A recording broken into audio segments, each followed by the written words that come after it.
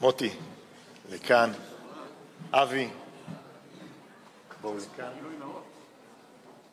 תוך כדי זה שגם מוטי וגם אבי יעניקו את האות, אני אבקש לומר מספר מילים, ולאחר מכן יצחק אני מניח יאמר גם כמה מילים.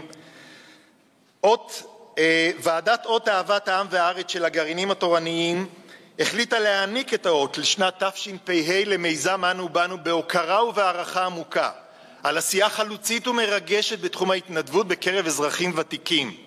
פעילותכם פורצת הדרך, במסגרתה זוגות בוגרים בוחרים להקדיש שנת שירות בגיל השלישי, עוברים לגור בפריפריה ופועלים במסירות למען הקהילה והקשישים, היא ביטוי חי, נושם ומחזק לאהבת ישראל, ערבות הדדית ונתינה חסרת גבולות. בבקשה, אפשר להעניק את האותות.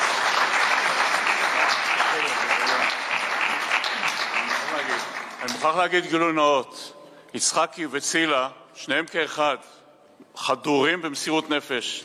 הם גידלו אותי, הם היו מדריכים שלי בבני עקיבא 3 שנים. תעבדו רק לתמונה יפה, צלמים מן הסתם ממוקמים איפשהו. ויצחק בבקשה. תודה רבה, יצחק בבקשה.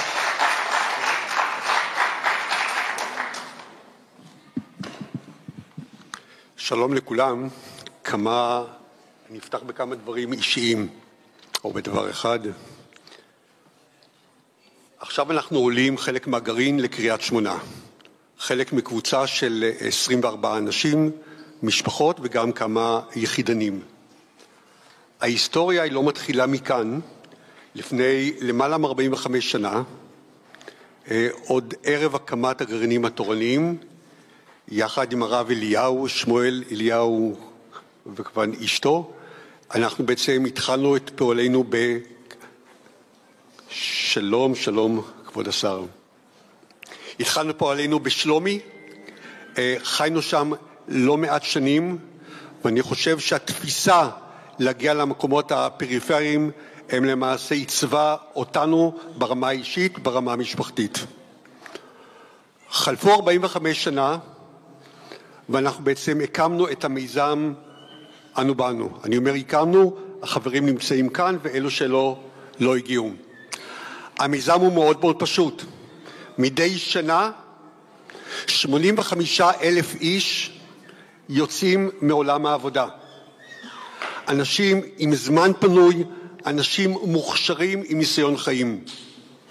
אם אנחנו כחברה נדע להפוך אותם מנטל על החברה לנכס, הרווחנו כולנו.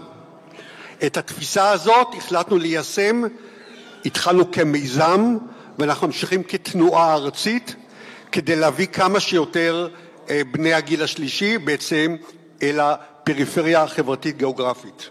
והנה אנחנו כרגע בקריית שמונה, אבל לפני כן עלינו לערד, נגיע לבית שאן, לעכו, למצפה רמון, לשדרות או למקומות נוספים.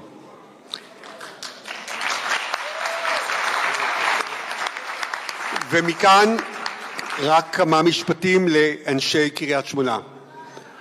אנחנו לא מגיעים לכאן כאורחים, אנחנו באים לכאן כתושבים, אנחנו באים לכאן לגור ולהיות חלק מכם. אנחנו באים לכאן,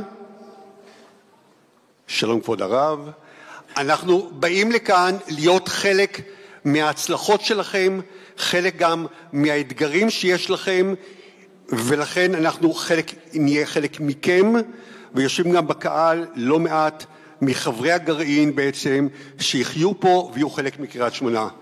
אז למארגני הטקס, תודה רבה. אני חושב שנתת לנו כוח ואת כוח תנופה להמשיך ולהגיע גם למקומות אחרים, וישר כוח לכולם.